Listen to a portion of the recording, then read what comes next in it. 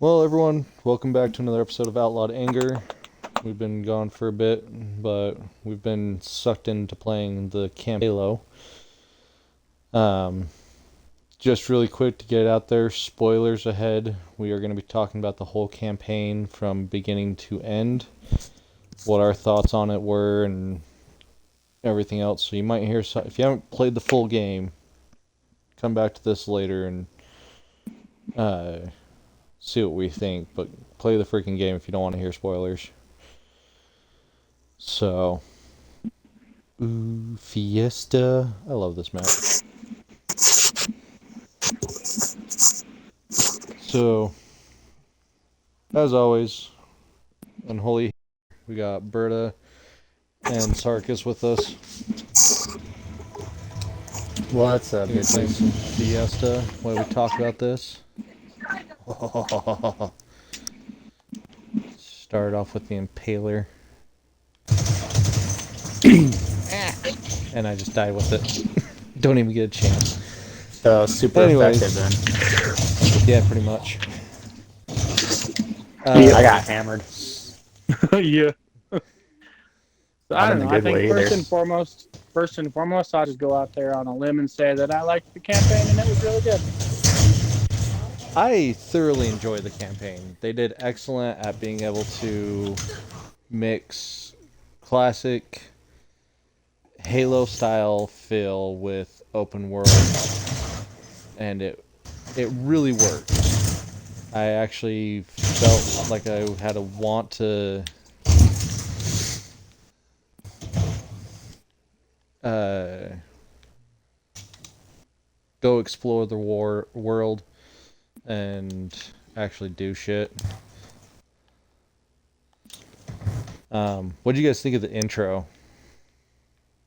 I loved the fact that you get your ass handed to you. Oh, Like absolutely. as much as I love Chief, like it sets the tone that you're not the biggest baddest thing in the world, and then the gameplay itself begs to differ. So it's a really good tone setter for the whole story. Well, and I also love the fact that when you start the game, you come into that clip of Chief getting his ass kicked on him. I don't suck it up. And then you get picked up in space, and the guy's like, "What are you gonna do?" "I'll figure it out." Right. I do like that they use the same trailer intro of the you only have one bullet. That's all you need. Like I like they incorporated that and kept it there. Yeah. Agreed. I like that quite a bit. One of the things that I did not like as much in this one as some of the others is it feels like the difference between the opening cinematic and then the actual start of the game was way larger in this one than it ever has been. To the point that most of your games, like, wait, what happened with that opening though? Like, what happened to Atriox? What's going on here? What's going on there? Like, you'll find out more toward the end of the campaign. I think most of it's just, I don't know, a very large gap that didn't necessarily need to be there. Yeah, it's funny because I didn't even notice the gap until you pointed it out after the fact. So while playing it, I was completely just in the story in the moment, and I didn't even notice the gap. And then when you brought it up, it was like the glass breaking, right? I'm like, oh, there was a gap. That's weird. Yeah. Like it doesn't bother me that they did it that way, but it after seeing it now, it's like, I guess they could have done that better. Well, I think on one hand, I mean, uh, everyone was going and doing shit for Atriox in the name of Atriox. Right. Like, it just kind of there was a gap, but it let you believe what you wanted to believe while you're going through the story. I agree, and I think that like I said, We are largely the story was sucking good it up, overall. by the way, in case you guys are curious. Yeah. People watching I think my video, I'm sorry, don't judge me. if you're watching my video, I'm not sorry. Definitely judge me. But yeah, it's one of those that's like with Atriox specifically, if I'm just going with the storytelling situation, not gameplay or nothing, just storytelling, they didn't set him up enough in this game for me to care the fact that he was dead. And the fact that nobody, like everyone assumed he was dead. Literally everybody. Nobody questioned how he died, though. And yet, at the very end, miraculously, he's alive. At no point did I care he was alive. At no point did I care he was dead. And then at no point did I care that he was alive again. So it's funny because I didn't even question that he was dead in the whole game. Like, I didn't once even think that he was dead. I just assumed that they were doing everything in his name and he was off running rampant doing his own shit. Like, it, to me, I didn't even think that he was dead through the game. I was actually expecting to still run into him the whole time. Interesting. Which, on one hand, like, I'm not fully convinced that that's Atriox at the end. Oh, no, I'm convinced that it is. Why would you say that you're not, though? Because everything that is shown of Atriox, there's, like, he had the face paint, he had, you know, he just looked completely different. I'm wondering if it's just another big baddie. But there is, we'll get to this more later, the time travel aspect of it, where all of a sudden Chief was gone for 3 days. You know, but I don't know. I'm not 100% convinced that it was him.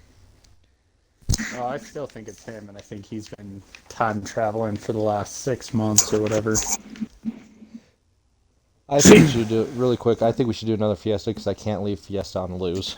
We got our asses handed We to can us. try it again, but that was really bad. Like, Really bad. Yeah. Yeah, agreed. I personally don't buy the time travel elements of like Atriox or any of that at all. Really? I think that it was one of those things that from the story they got, I believe it was Griffin. No, it wasn't Griffin. What was the other one? Whoever unlocked the Harbinger fairly quickly. So they've had a while. So I think the Harbinger and Atriox were working together to forward the mission, while Eshram was in charge of just take over the ring. We'll take care of this. You take over the ring. And everyone had their assignments and everyone was good for it. But if that's the case, we go back to why did Eshram believe he was dead?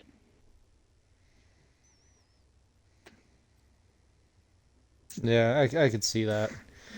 And I think that if they do an expansion or however they're going to do DLC, whatever, just another season that explains more of the lore, that's when we'll start hopefully getting answers. Oh, hopefully Halo isn't dumb like Destiny and fucking makes more questions than answers.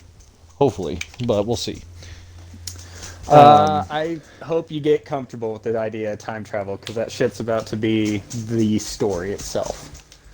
I'm fine with, as Endgame and everything else always proves, time travel's the one way to fix your broken ass stories. I'm fine with time travel in general. I just don't think Atriox has. I don't think he knows he has, but I think he has. Just like Chief and Weapon didn't know. If they do introduce time travel, I think that would be amazing, because that would lead up to them doing bring the whole Halo universe like they have in Master Chief Collection into one game. You want to play maps on Halo Infinite with all your Halo Infinite shit? You can go play Halo 1 maps, you know, go back and see if you can change the outcome of something. I think that would be fucking awesome. I mean, I don't think they'll use it that way. I think it's more to fix the story of 4 and 5 and tie it back into the original story and fix any loopholes they have. But yeah, I think it's going to be an accidental time thing too, or it's going to be like a Stargate universe, Sarkis, like the whole idea of the obelisk or whatever the hell it was called, where we didn't get the answer in the universe. But it was a super powered thing that has traveled space and time kind of ideal. Oh, They're that gonna go something. let's get on that random planet. Yeah, so I think they're going to do something similar where Zeta Halo is so powerful, and like the reason it exists is for more than anyone even realizes or even planned.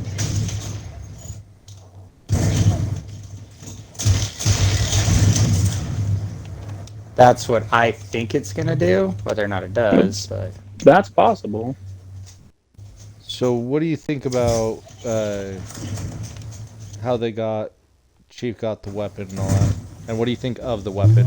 so one, I think it's amazing how making Cortana a little more innocent makes her infinitely hotter in some reason. I don't know why that is to me, but her level of innocence and the fact that that is what Cortana would have been had she never come into contact with Chief, which is a better way of saying if she had never been kidnapped by every other entity that you've ever faced, because that's the main thing that created Cortana to be the way she was, is you essentially, she's kidnapped by Gravemind, she's kidnapped by this, she's kidnapped by that, like, this is Cortana pure. This is Cortana innocent and has no agendas or thoughts running in her brain. Which is fair, and this brings up a debate that me and Sarka started having. Is the weapon Cortana? Is the weapon what? Cortana. Yes. Or is it something completely different? I No. say it is. So Halsey made Cortana in her image with her own tissue. Right. Then they cloned Cortana, the actual AI system, to make a new one, which is Halsey doing the same thing over again and downloading the essential base level Cortana. So, the reason I say it is because Cortana is a program based off of that started with human tissue DNA, gray matter, pretty much. And which does throw a loop in it, but at the same time, if you copy a program and do, say you do a total reboot on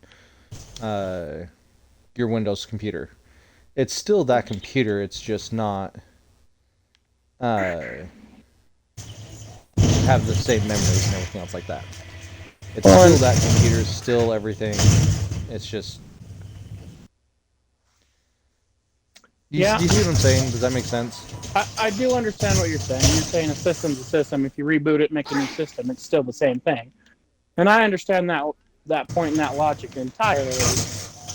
I think where it breaks down, though, is everyone's assuming and running off of the mentality that Cortana is a computer versus it seems to be fairly clear that Cortana is way more of a person than most of the Spartans are. So, right, if but you a cloned that person logic, is still the person. I mean, first of all, it's not technically a cloned person. They just made another one. So it's closer to, like, identical twins. And if you have identical twins that, like, for whatever reason, one of them dies and the other one's very similar, if not the same, you're not going to suddenly be like, oh, you're no longer clone A or twin A. You're now twin B because twin B's gone and we want her back. It's like, even if they're the same in almost every way, they are still a unique individual. I guess it would depend on, and we're going to have to read some back lore of how they cloned her. Did they clone the solid piece, or did Halsey make a new From what version? I understand... Because Halsey made a bunch. From what I know of the story, she made a bunch. Cortana's just the only one she actually put into the field.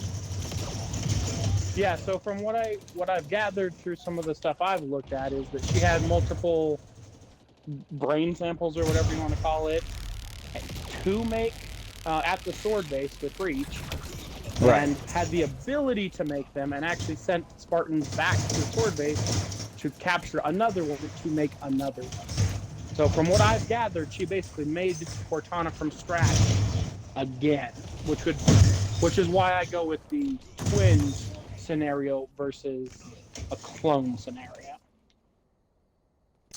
I mean, I'll give you that. It depends on, again, because of the story one of the first things Cortana did when she got the Guardian power was go and blow up the entire ring, or the entire base that makes Spartans. So, being that's where Halsey would have been doing all her research, and then she threatens Earth as well and blows up Sword Base on Earth or whatever, and then Reach has been killed. Like, wherever Halsey's been hiding, it all depends on where Cortana attacked. Does that make sense? Yeah. Because that's either Halsey had to make a full new, or she just thought out the other versions that she's already made.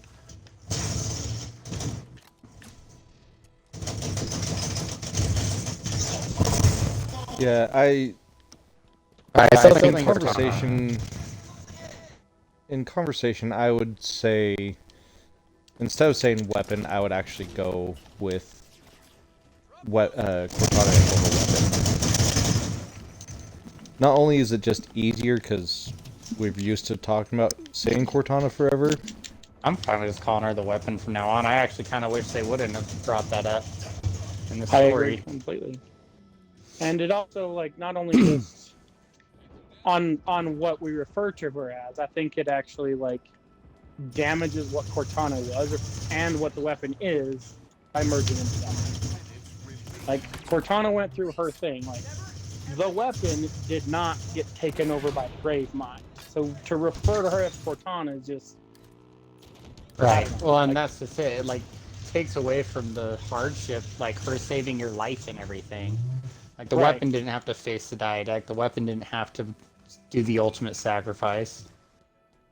Like, I agree with Sarkis. Like, it takes away, by them saying that it is Cortana, it does take away some of the things that Cortana and you had been through in the previous games. But at the same time, the way I look at it is, Chief, like, that's the only thing that Chief has felt bad about. So, like, in order to go from having all this regret to finally having some sort of closure and having something back of Cortana, I think it's the best thing that could happen to Chief, you know, after everything he's done. Yeah, I think it all comes back to how you view the weapon in Cortana. Because in my mind, I can split it both ways. Because if I view them as like just the same computer program rebooted or whatever, then yeah, she should be Cortana, and Chief should recognize that and move on with his life, that kind of thing. But if you view them as two separate people, it's effectively like Chief just married the sister of his ex-wife. Like, that is weird. That is a way to get that real. Way to put that into some reality there. Oh, you passed away? It's cool, I'll just marry your twin. Don't worry about it. Yeah, no worries. She was always better looking anyway.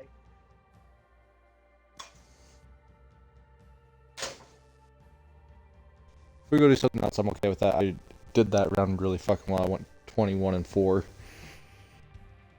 But moving on from the just generic Cortana weapon situation, I actually really liked the weapon. I thought a lot of the kind of back and forth was great in, let's say, the campaign stories, but in the open world, she aggravated the shit out of me. I wanted her to shut up. Yeah. Especially like the worst of it was like when you'd go to like, oh, I'm gonna go take this other fob. You set a waypoint for yourself. You travel across the map to get it. When you're in range, you're like, oh, hey, there's a fob over there. Do you want to check it out? Yeah, that's what we've been doing. And if you happen to slightly, like, because you're like fighting the people, if you slightly go away and come back, you'll be like, oh, hey, there's a fob. Oh, hey, there's a fob. Oh, hey, there's a fob. I know there's a fob. We're doing it. Yeah, she definitely did get annoying that way. The fob, the AI in this in general could be a lot better because The enemy AI was fine. The teammate AI is ridiculous. I didn't notice this until you pointed out, Sarkis, but you call in any vehicle, there's a fucking Marine that's getting jumping underneath it. It's like, I don't want to be on this ring anymore. Kill me now. Like, Yeah. so freaking annoying. Yeah, it's somehow they made the smartest enemy AI they ever have and coupled it with the dumbest Marines they've ever had at the same time. Yeah. Like, these Marines are so apparently so dumb they can't even drive vehicles. I did notice that. They won't even bother to try to drive a vehicle. They won't even attempt it. That's what I'm saying. They won't even get in the driver's seat. Like, nope, that's Chief's job. We're not smart enough. They didn't give us the keys. It's just like the military. I saw one where someone was going after something that was on the edge right next to a cliff, and they jumped down, they got the loot box or whatever it was, I can't remember now, and they're sitting there, and the freaking AI Marines just, woo, all four of them, just one right after another, jump off the cliff and die.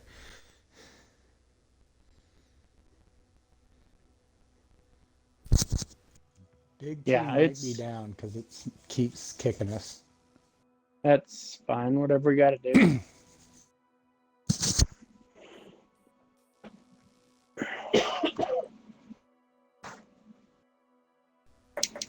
And that just kicked me from the fire team, I think. Yeah. Yep. Oh, beautiful.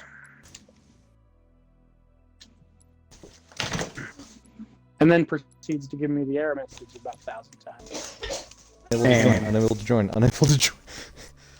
I think I just had to close the whole thing and reload because it kept doing the same to me. Cause dumb. So it's not without its flaws. Oh, for sure. And most of my arguments of the issues that it has, first of all, a lot of them can just be fixed as we go. No big deal. And a lot of them are super minor. Ones that I have is like, for example, you have all these Marines around you. You can't intentionally, like, there's no system of come with me, stay here, go over there, which every other game would have. So they just sort of follow you even though you don't want them to, and then they die because they're in the wrong spot, kind of a thing. I also really hate the fact that there's no filters on the map. Yeah, I'm back. Okay.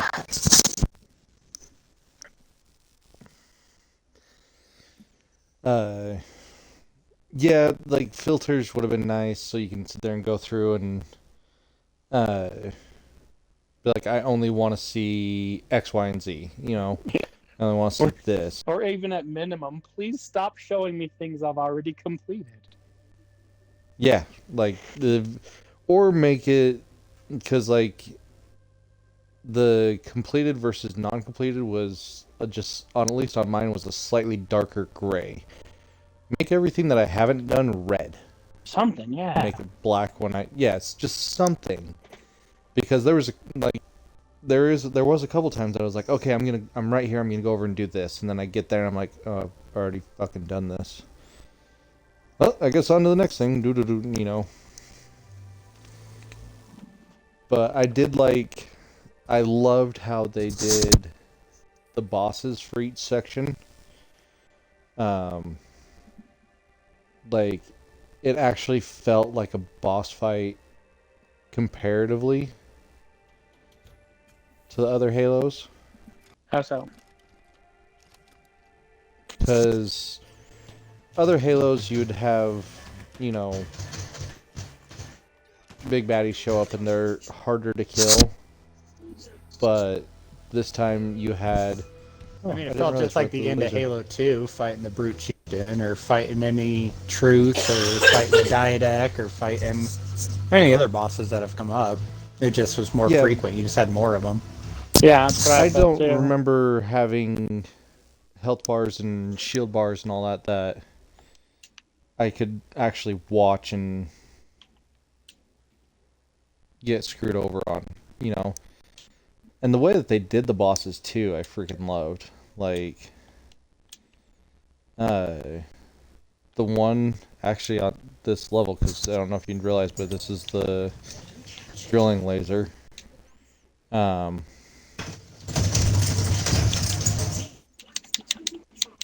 But he scared the shit out of me the first time I encountered him, because I wasn't expecting him. Like, thinking back, I should have, but I didn't. You know what I mean? Yeah. And so it just felt, to me, it felt like the big bads were seemed more big bad. That's better. Like it definitely, I think, had more bosses, but also each boss was a little bit built up. Other than the dual boss, because they didn't build that at all. Oh, hey, by the way, the current was there too.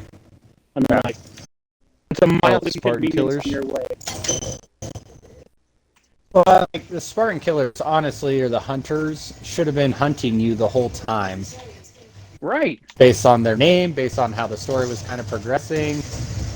Like, they should have been on you. Yeah.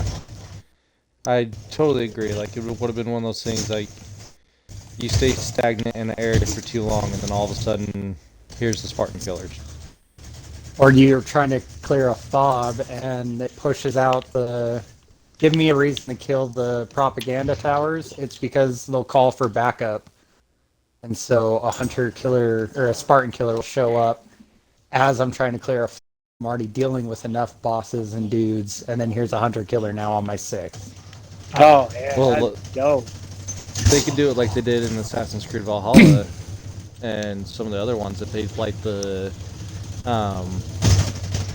beacon, it calls them in, you know, so you have to sneak into the fob, sabotage the beacon, and go from there. Like, I mean, anything, but fully they should agree. have That been would- hunting you the whole time. Like, Yeah. either way. Based on the name, based on what they were doing already with all the other Spartans that you keep coming across, they should have been hunting you from the moment every person found out that Chief was alive again. Correct. Yeah.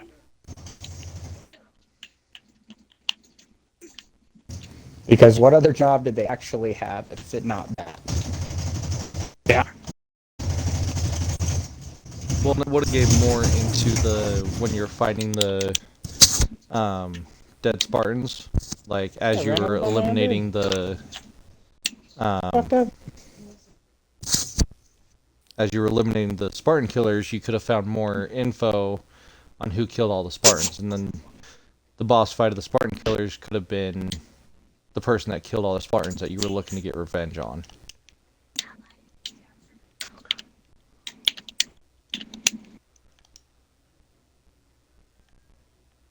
Yeah.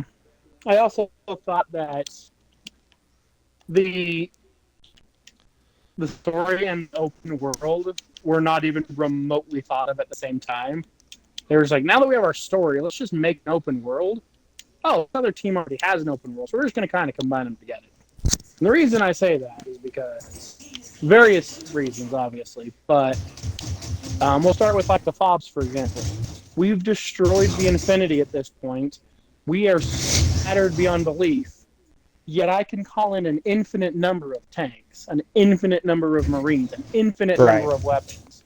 That doesn't make any sense. It Well, doesn't and if make they're any. Tie them together. Like, they need to explain... Like, they kind of explain it at the end in that mock firefight, which also, we need the firefight to come into We this. absolutely need that firefight. That map specifically. But yeah. That map specifically. Just give me the one. I don't even care. It's just wave after wave. But that piece, it shows how much of a like foothold we had on the Zeta Halo. Okay, that's fine. Two things. One, why did Cortana allow us to have that big of a foothold? And two, you can't. Where's the rest of this materials coming from? Now I know Zeta can create things because they can create the ring out of the material, and they're trying to rebuild it. But can it fabricate anything? Like, we need more beats here. And that was my biggest like complaint that could have been turned into an asset. Is one of your first let's say open missions that aren't required, not story ones, but the extra ones. Well, one of the first ones you do is that, hey, they've got these fabricators out there. You could go out to those fabricators and destroy them. Why don't I clear that area out, take over the fabricators, then we have a reason to have weapons and things at the top. We have a reason that they exist. And then you could go out on more missions and be like, hey, we found a tank. Let's bring it back so they can reverse engineer it and fabricate more tanks or whatever the thing is. Like, being able to collect things and bring them back, and that's the reason we have them going forward in the campaign, would have made that whole thing so much better. Would have made more sense overall, like all the way around. I got kicked, by the way, guys. Oh. So big teams have No some worries. issues, and Yes.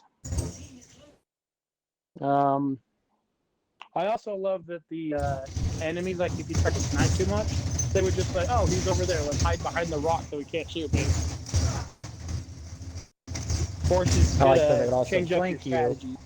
if you're coming in on the right, and they're like, okay, cool, he's on the right, and they'll come around, hit you from the other side. I did like that too.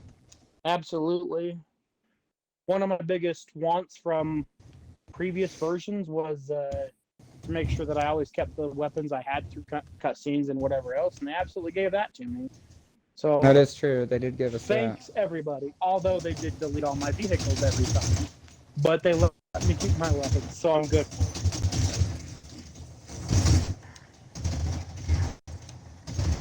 That was definitely some horse shit. That made me so mad. Especially if I took the time to get like the tank to the area I had to go to, and then all of a sudden there's a 2-second freaking. Which is not even easy anyway, because of how limited the roads are in this one. Go through all that work, and they just take it from you. Yep.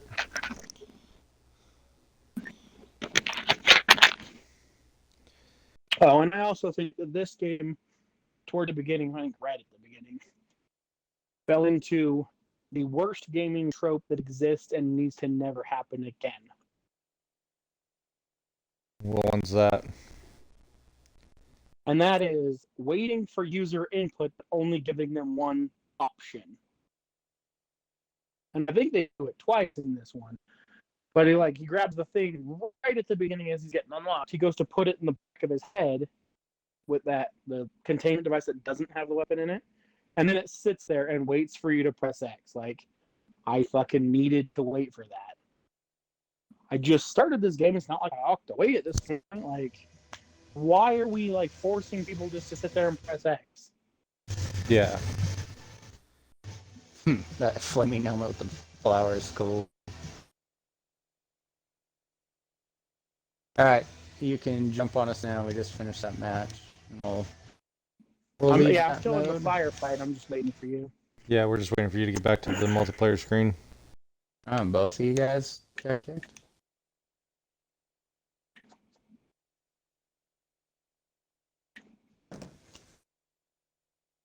I am ready to go. I also would like to ask them why they have the repulsor in multiplayer, but it was never in the campaign. I mean, if there was a logical reason why it wasn't, then I'm down for it. There was no mention either way, and I'm just curious about that. The repulsor. Why am I drawing a blank on that one? In multiplayer, it's the one that knocks them back, and you can you could like bounce a rocket or bounce grenades and shit. That force push. Yeah. Okay, I was thinking of a weapon. I was like, I can't think of that weapon right now. I Nope, honestly the think we're equipment. about to get like all of the next 3 games will be all based on Zeta Halo. I could see that. Oh, I would love it. Whether it be games or expansions, whatever. I just think they should stick for it for a while and keep it going. I mean, 6 years is how long Halo 5 existed. Even if they gave us partial little pieces of stuff over the next 6 years, that would keep everyone entertained. They claim I heard something that they claim this Halo should last 10 years, but I don't know whether that was story or campaign or multiplayer or both.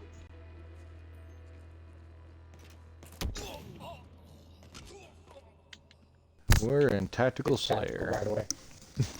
Yeah, I took 2 steps and died. So Hilarious. Tactical Slayer is not my strong suit.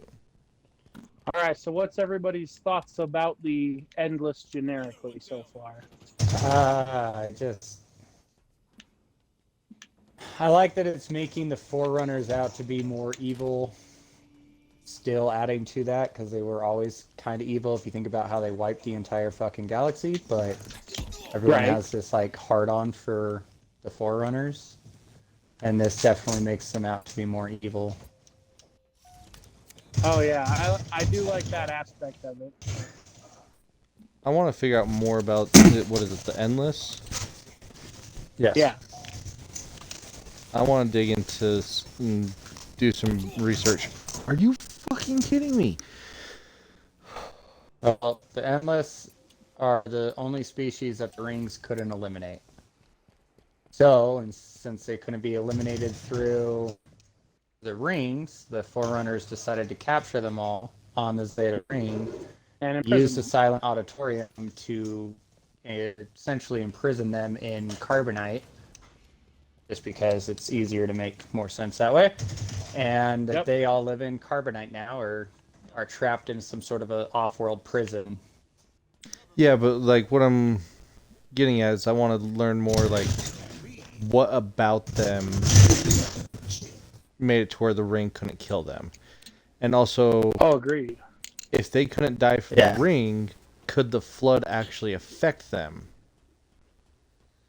And that's what the Forerunners were afraid of, is that are they endless food for the flood, or are they unaffected by the flood? And since they didn't want to wait to find out and just imprisoned them, they just went with they'd be endless food. Yeah, I think it went. I think based off of the logs and stuff that I collected, it seems to be that because the Halo rings effectively work by wiping out the flood's food supply. So if you're not being killed by the Halo rings, you're not actually able to be taken over by the flood, which means the actual weapon that they have, being Halos, to control the galaxy and make sure that they never lose power, is now ineffective. And I think it was that loss of power that they're like, yeah, we can never do that again. Yeah. And so they imprisoned them so that they could just maintain control. And I think that that's what the Harbinger was referring to, with their lies and things of that nature. Like trying to make it out that they're dangerous when they weren't. They were just minding their own damn business.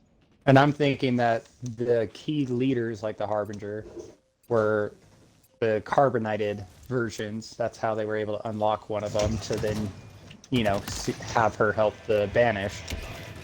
And I think the rest of them are in prison somewhere, which is what she was trying to communicate with and open a portal to.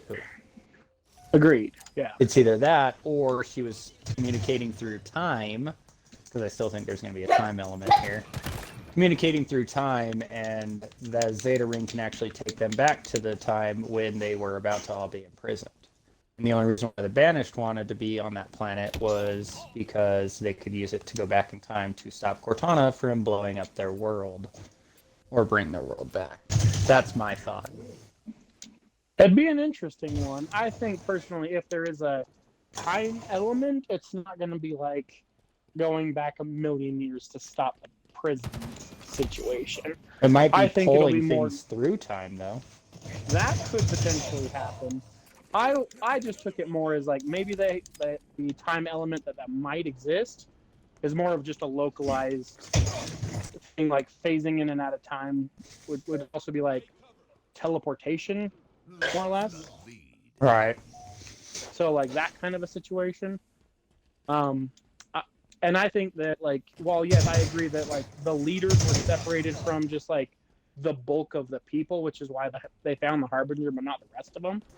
I do think that they are all on the Halo ring, and I think that those are the exact coordinates that Chief got teleported to at the very end of the thing. Like, because I mean, the Harbinger said you have everything you need, and Atriox went to open it, is at least the assumption that I get from all of that. So I assume that the portal teleported him exactly where he needed to be to either start containing it or to potentially stop it from opening or something. The nice part about creating a prison world or whatever is the same thing that happened in 5 is we can start seeing, because we've had new enemies before, right, with all the knights and the Forerunner, essentially AI security, which, again, those should have been there because that was Cortana's like main fighting force. So the fact that we didn't see any of them on Zeta Ring makes no sense to me. Other than the fact that everybody hated playing with them. I mean, they were harder to kill for sure, but if that's Cortana's main force that she has control over, there should have been at least a resemblance of them there.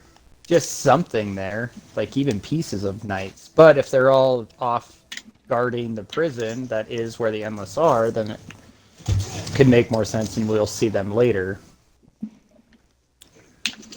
The same thing goes if we do have a prison world or some sort of everyone's locked up or whatever. What else is locked up in there?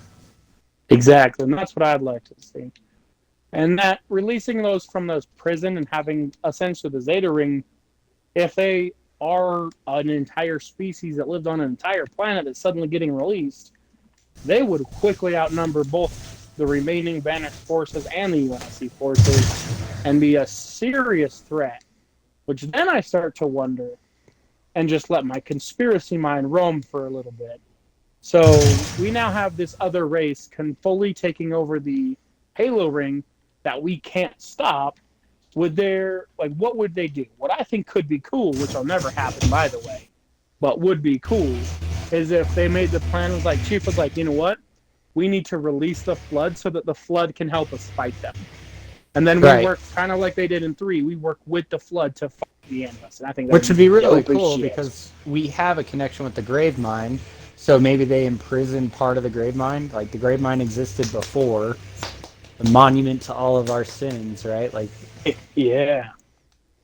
That would be a cool way to bring something like that back. Or, again, time travel if it's pull things through time as opposed to go back and change time. Cool.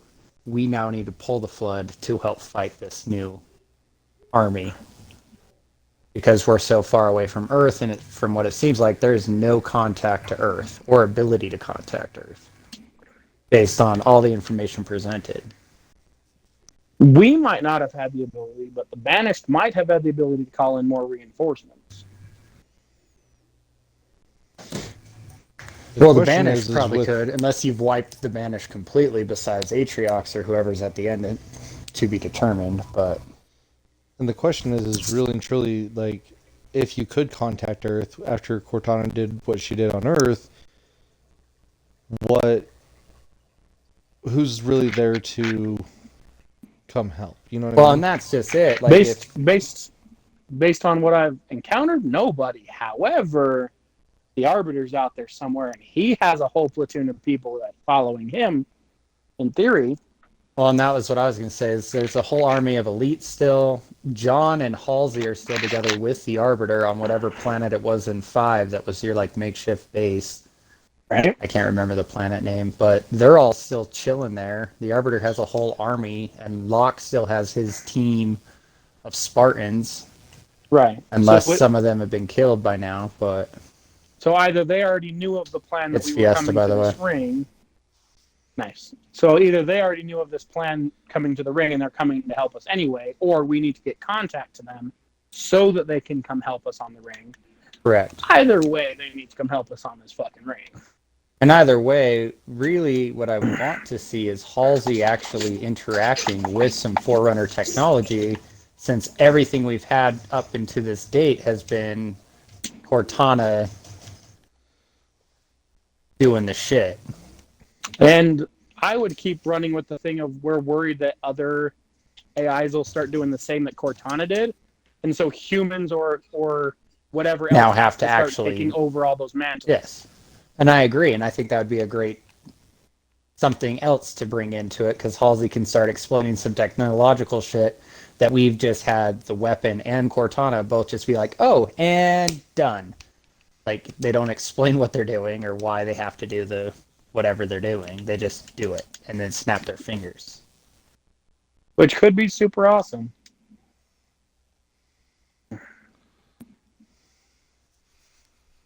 That would be pretty damn fucking sweet.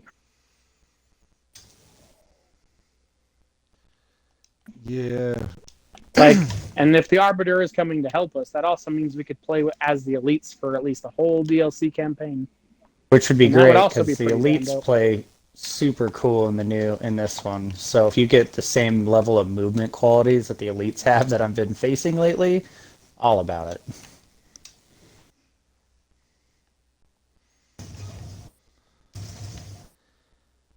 I would actually wonder, because, like, I loved,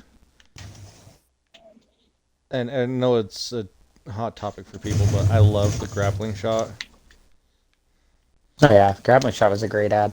And so I'm Agreed. wondering if that would, like, the Arbiter comes to help you and you're like, oh, here, this will help get around here.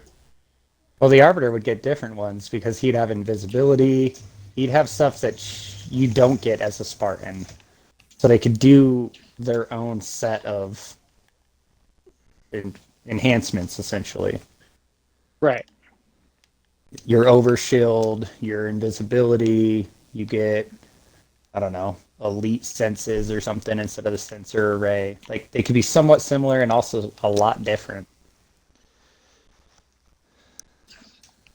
Which Yeah. would then cause everyone to play differently too, which would be also really cool.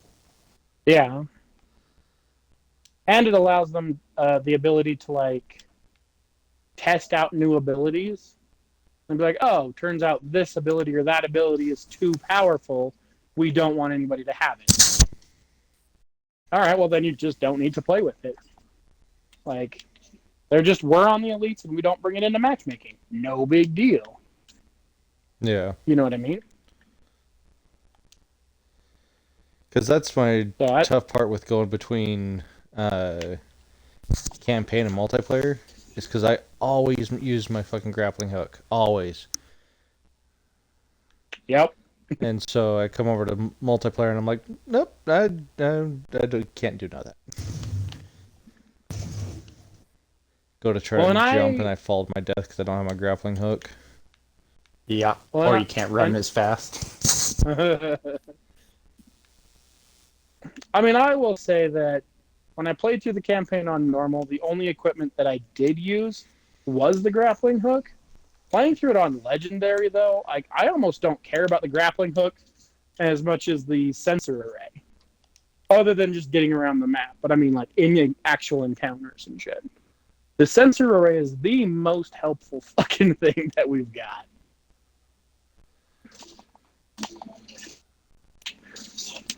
I would almost say, for me, just knowing my gameplay, like, I would almost say the shield, the pop-up shield would be better.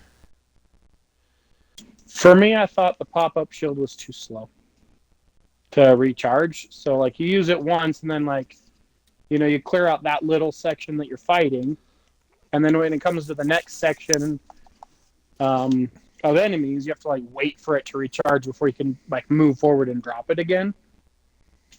So for me personally, it didn't seem very helpful. Same thing with the thrusters are super cool, and they recharge super fast. But then, as far as like enemies or whatever go, I'm still within 2 feet of where I just was. If I'm trying to make any sort of a dodge or an escape, I would rather have the grapple hook to properly escape. Yeah. So I think it just depends on what you're going for and stuff like that.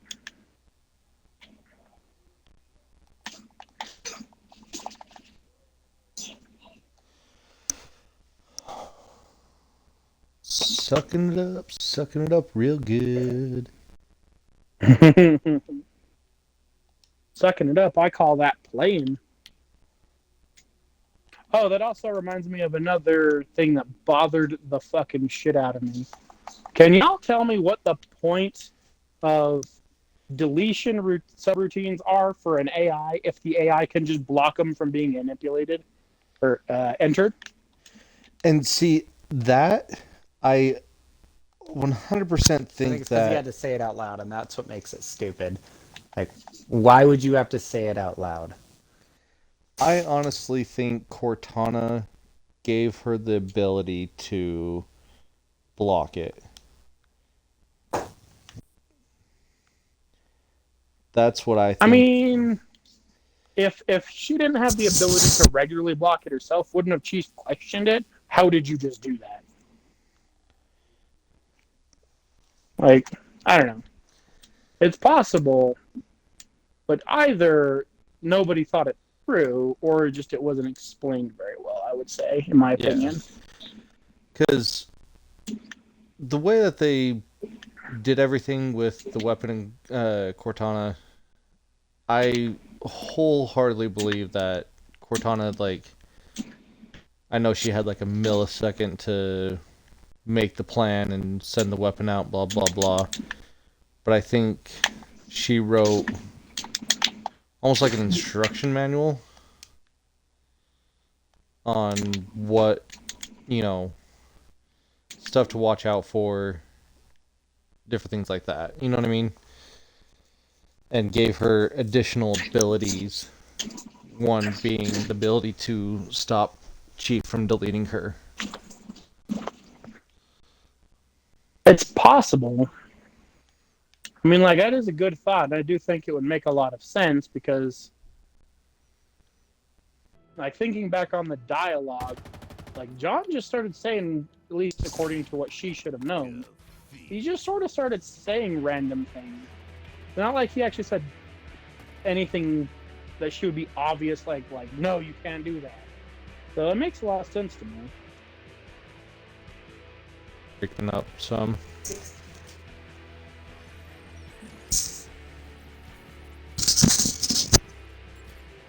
Did his controller die?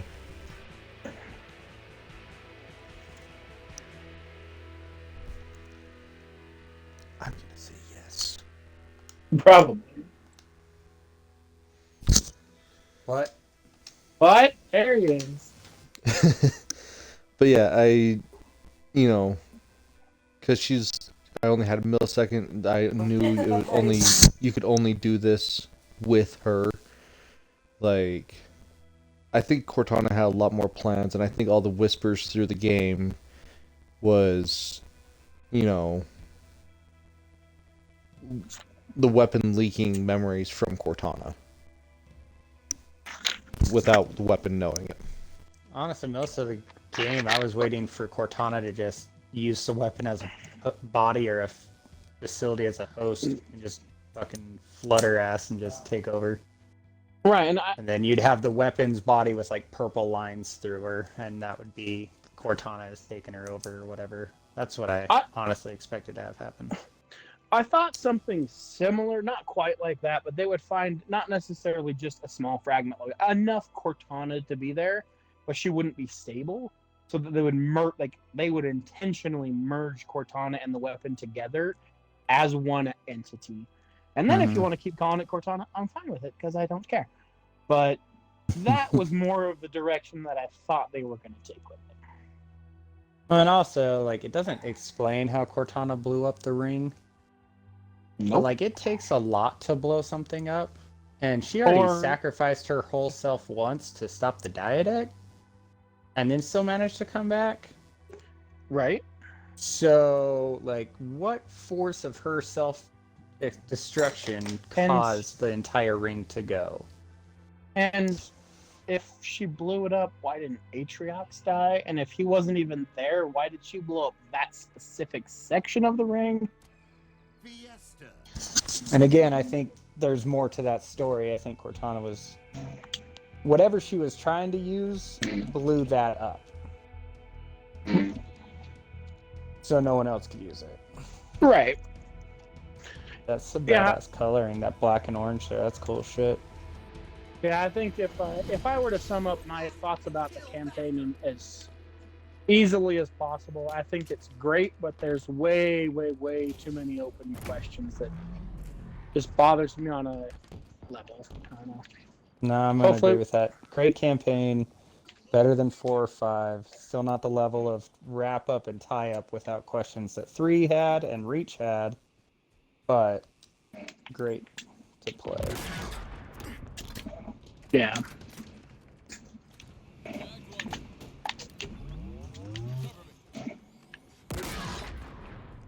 I almost got squished by a freaking banshee. Really and truly, I'm okay with the questions as long as they I got teabagged. eventually fucking answer them. Yeah, like, And that's the question: is if they answer them, will they answer them? right. Is And it going to be through DLC, and it's- or is it just going to be take it as it is? it's hard to know without their exact plan and what is coming and stuff like that, but to me there's a lot of questions that were brought up because of the nature of how they told their story, like the Atriox thing. Like, how did Atriox... everyone believed he died. How did he die? Why did anyone believe he died? Like, none of that was explained. It's a question that, in my opinion, either A, they have some spoilers coming up that they intentionally hid that fact for us, or it's just sloppy writing. I don't know which, because I don't know what the plan is.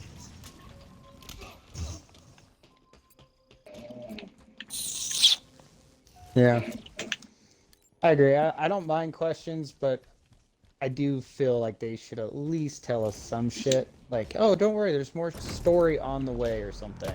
Because as it sits right now, there are more questions than I have feelings of, like, completion. Correct. And I think that's my biggest problem, is that I don't feel a sense of completion, but I have questions, like you're saying.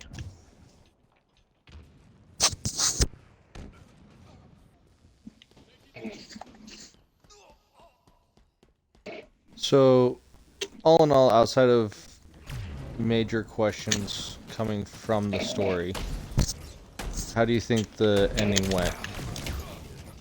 I like the ending. I thought there was at least enough of a, like, Chief Cortana moment that, like, I felt okay with it. But I felt Chief at least gets his little bit of redemption. And I felt like the boss fights at the end, the Harbinger one was meh, but only because, like, you didn't really interact with her enough to really need to stop her. Like, you were stopping her more from the sense of previous games, which, if you haven't played previous games, you really don't know why you're trying to stop her from turning the thing on the ring on. Right. So, because you only interacted with her once and she punched you into a tree. So, Yeah, she pretty much eviscerated you in one hit. Like,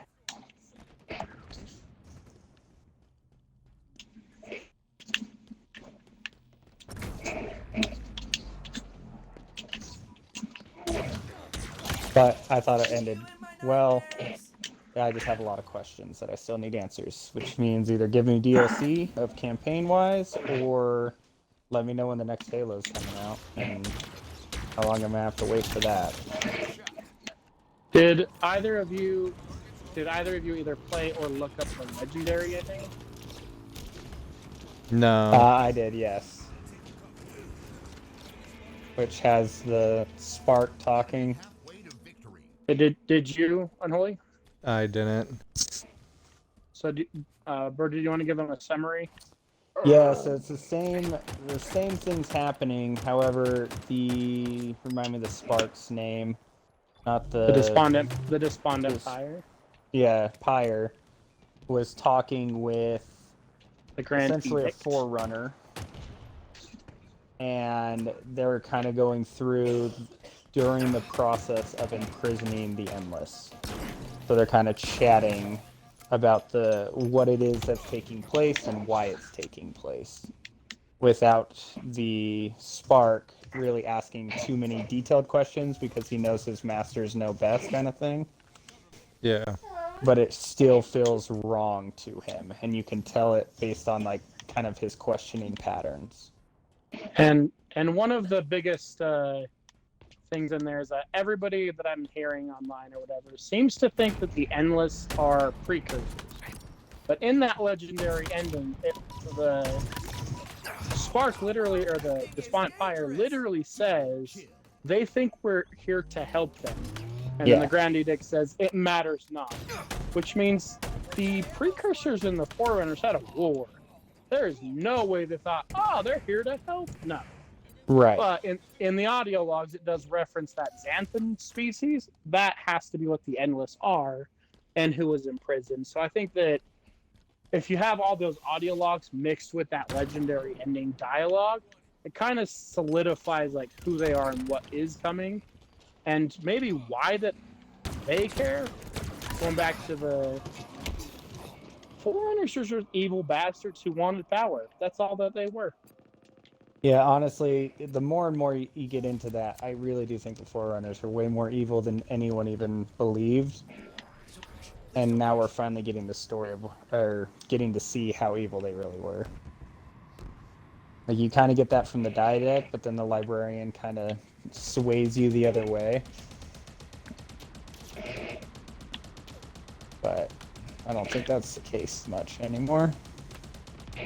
Well, if anything, because of the Librarian and the Didact, I'm more on the page of it seems to have pushed through all the rest of Halo lore is like, oh, the one super unified Forerunner species. But it seems to be more indicating now that there's like they had there was not a consensus. They didn't know what they wanted. It was all just random, let's make shit up as we go along. Yep. So, following that logic, it could be kind of cool to see, like, if Forerunners ever did come back into it, or even if we're, like, maybe looking back in time like they've done a few times. Like, an actual, like, more Forerunner, like, war, essentially, would be kind of cool. Like, infighting, Civil War type situation. That would be cool.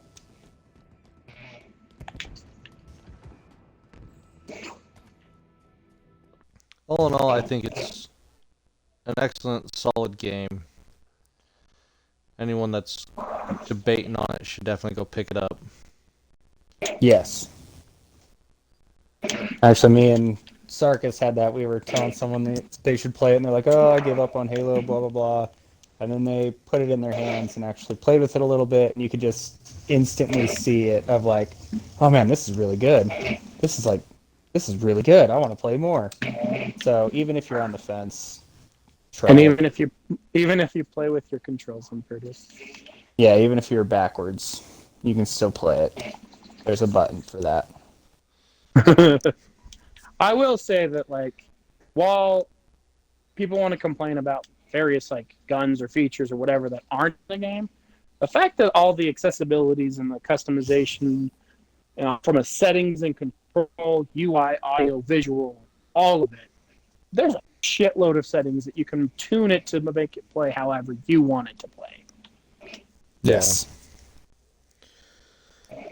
And most games don't have any, like, a lot of settings, versus let alone ones of these, you know, caliber or amount. So I give them huge props for that. I give them huge props for at least keeping the customization, even if they fuck the whole system up behind it. they at least know that we want to create our own Spartans and are going to try and move that direction. Just unlock the armor cores. We don't need things locked to a specific core. That's the stupidest fucking thing. Yeah, I give it a good rating. Like, it's not perfect, but it's damn close. Yeah. I mean, I will definitely say, as far as if you already have Game Pass, there is zero reason why you should not have already tried to play the campaign. That's Zero. fair. Like, I understand if someone doesn't want to buy something. I understand that. But if you're already paying for the Game Pass. Game Pass, this is one of the better ones that's come out in a long time. So give it a go for sure. Oh yeah. Well, All right. thanks everyone for watching. Have a good night. Bye, bitches. Bye, bitches. Bye, bitches.